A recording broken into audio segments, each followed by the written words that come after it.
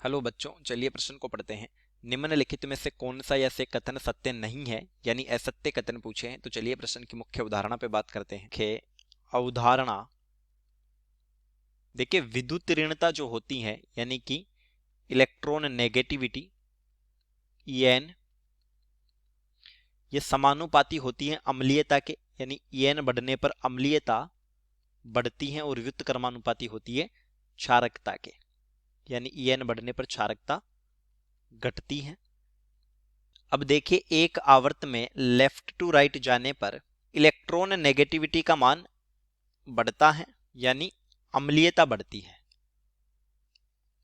अम्लीयता बढ़ती है। और एक वर्ग में टॉप टू बॉटम आने पर, top to bottom, electronegativity En का मान घटता है, और En का मान घटता है तो फिर क्षारकता बढ़ती है, क्योंकि क्षारकता इलेक्ट्रॉन नेगेटिविटी के व्युत्क्रमानुपाती है। अब देखिए, अम्ल जब H प्लस त्यागे तो उसका संयुग्मी क्षार बनता है, और परबल अम्ल का संयुग्मी क्षार, परबल अम्ल का संयुग्मी क्षार, संयुग्मी क्षार दुर्बल होता है। परबल अम्ल का संयुग्मी क्षार दुर्बल होता है। तो देखिए, ए विकल्प में दिया है कार्ब ऋणायन, यानी कार्बन पर ऋणावेश तथा कार्बोनियम आयन सामान्यतः आयन युग्म के रूप में, जैसे CH3 प्लस कार्ब धनायन है, CH3 माइनस कार्ब ऋणायन है, अथवा विलायक योजित रहते हैं। तो ये सत्य कथन है।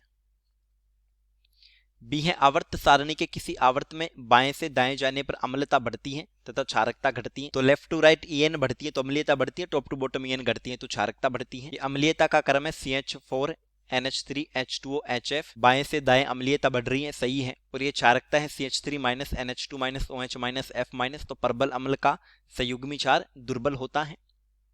बी विकल्प भी सत्य है। सी में है RCOR के समान RCOOH भी H2NOH यानी हाइड्रोक्सिल एमिन के साथ क्रिया करके ऑक्जीम बनाता है। तो ये असत्य कथन है, कार्बोक्सिलिक अम्ल ऑक्जीम नहीं बनाते। चलिए समझते हैं ऑक्जीम के निर्माण को। देखिए, ये है कार्बोनिल समूह RC द्विबंध OR, कार्बन पर आंशिक धनावेश और ऑक्सीजन पर आंशिक ऋणावेश, प्लस हाइड्रोक्सिल एमिन H2NOH। तो यहां जल का अणु बाहर निकलता है और ये बनता है RCR द्विबंध NOH, इसको बोला जाता है ऑक्जीम।